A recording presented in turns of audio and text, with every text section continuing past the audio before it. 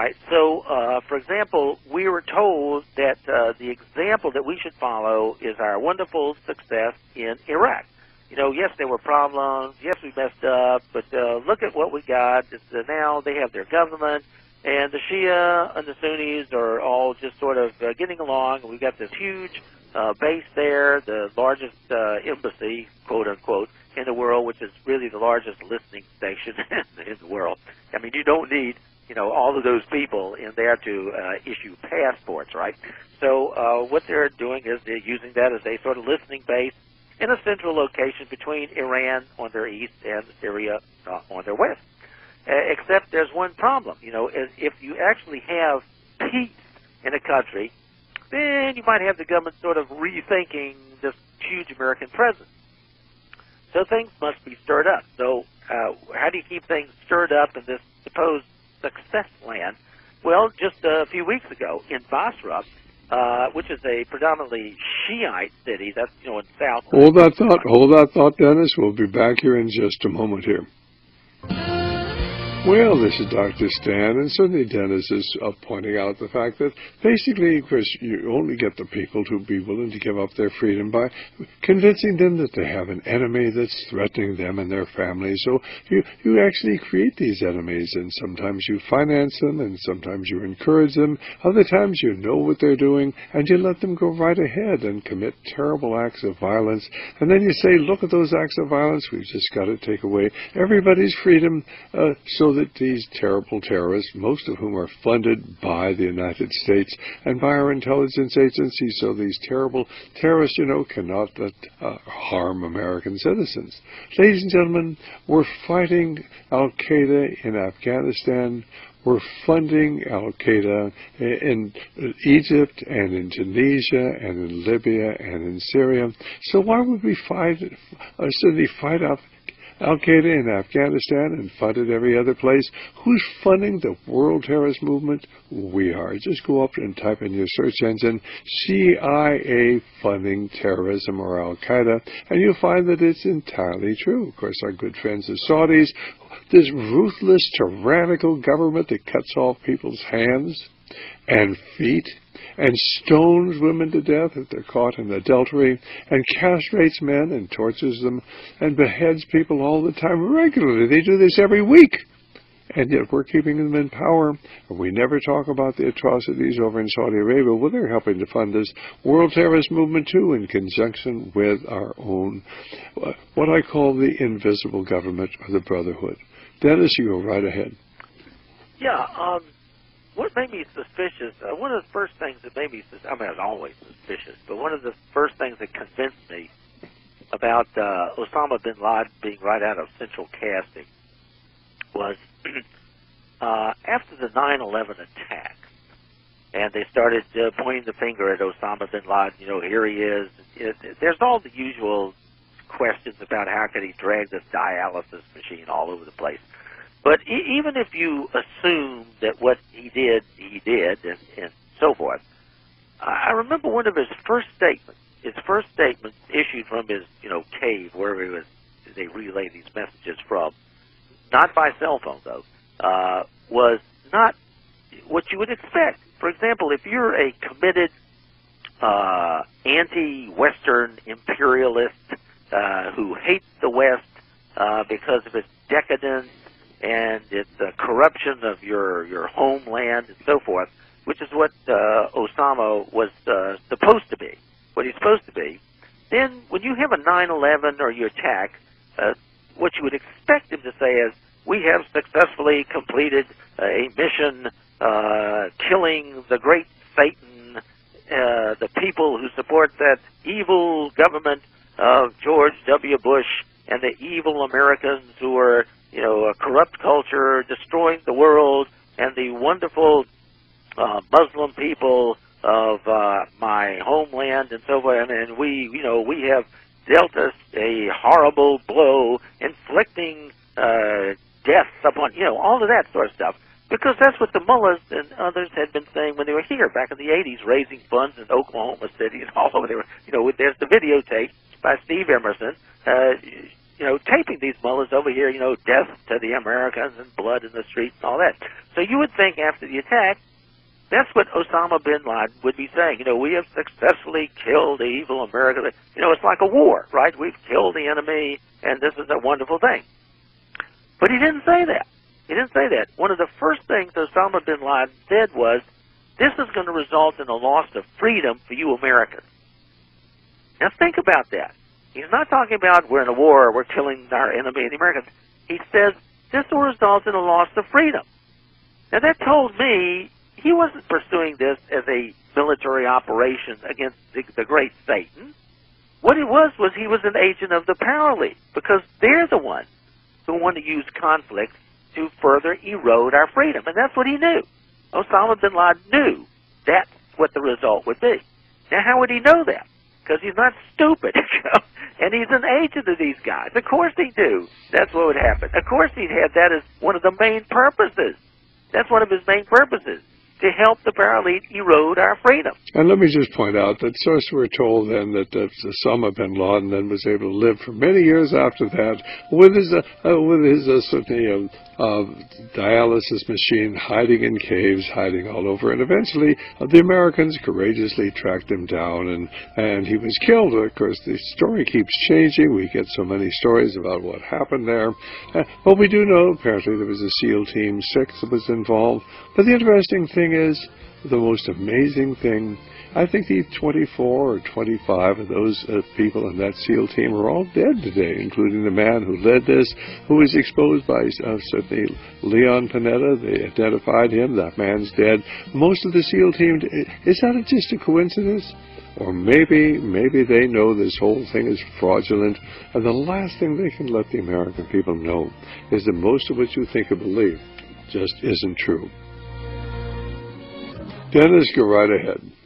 Yeah, and so it's a coincidence that the 26 or whatever members of SEAL Team 6 just happened to be in that Chinook helicopter that was brought down, and the only one in a long time that has been brought down. That's a coincidence.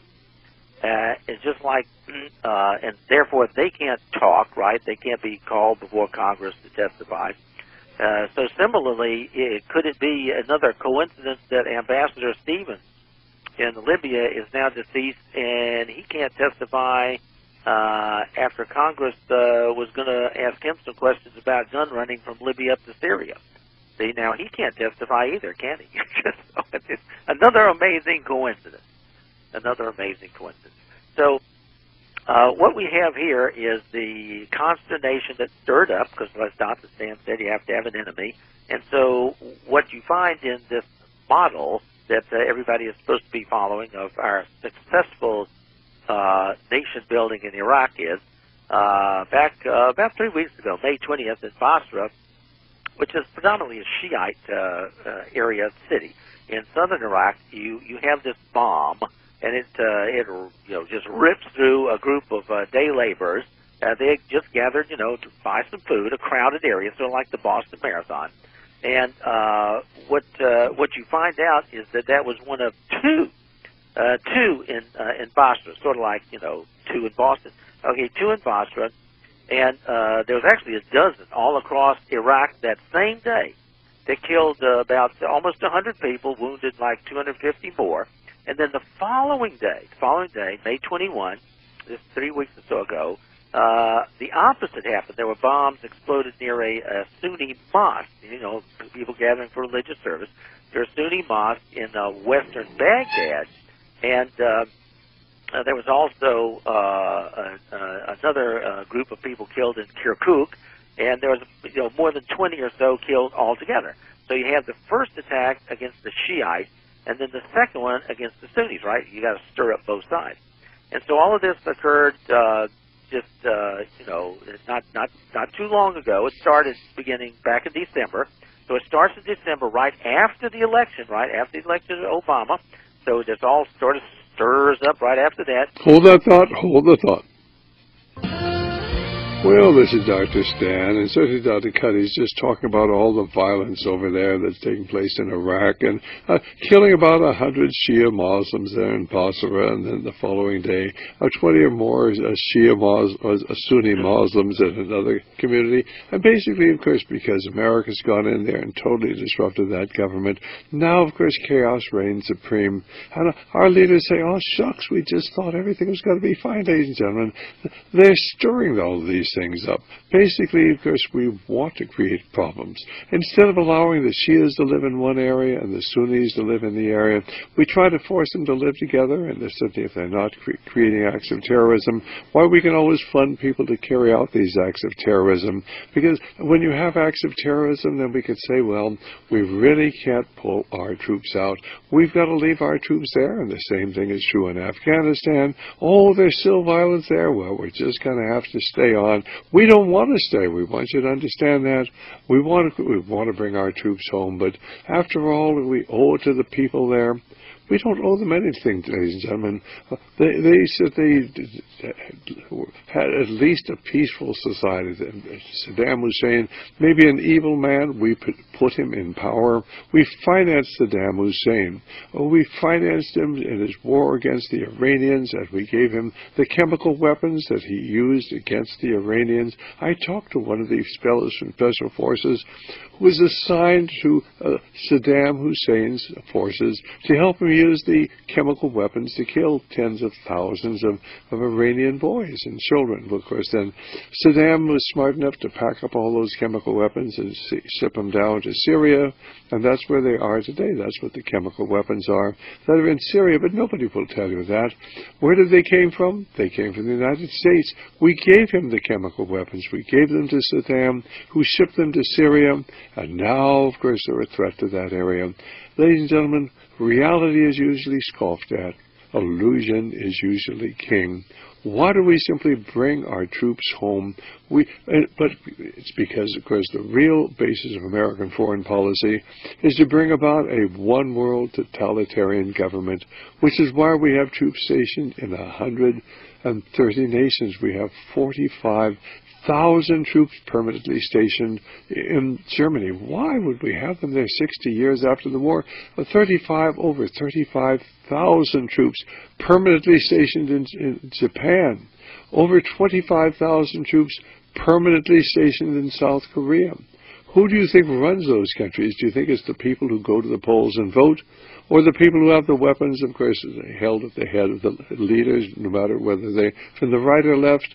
Why, of course, the people who are occupying those countries, and we are occupying countries all throughout the world, and nobody ever tells the American people. Our guest is Dr. Dennis Cuddy. Go right ahead, Dennis. Yeah, so that was what happened about 3 weeks ago in May, May 20 and then May 21. But what you have to appreciate is that's just like a small part of this, because they originally had these elections scheduled in April, and there were about 6 provinces, but they had so much sectarian violence they had to cancel them postpone them until the summer, so they'll be coming up again soon. So you may have another rash. In fact, in April, in that month, over 700 people died in Iraq. So it's more than just a few bombings 3 weeks ago. Over 700 people died just in the month of April, and that's the largest number of people in the past, say, 5 years. In the last 5 years, so it's not like that place is all very, very peaceful. Plus, you also have the sort of Sunni Shia wars between their allies in Lebanon as well. It's being stirred up.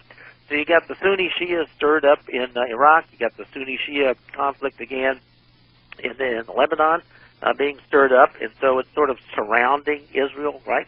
And so you have all of this being stirred up. And the whole objective, as I've pointed out and will point out in my series, Will Israel Attack Iraq, is it goes back to that fundamental statement that Lincoln Bloomfield made to Dean Rusk, Rhodes Scholar, when he was Secretary of State under John F. Kennedy, President Kennedy in the early 60s, where he said, if the communist dynamic were greatly abated, the West would lose whatever incentive it has for world government. And so all of this is to do the same sort of thing. If the radical Islamic threat were greatly abated, Israel would lose whatever incentive it has for world government. So they used this. This is a typical strategy.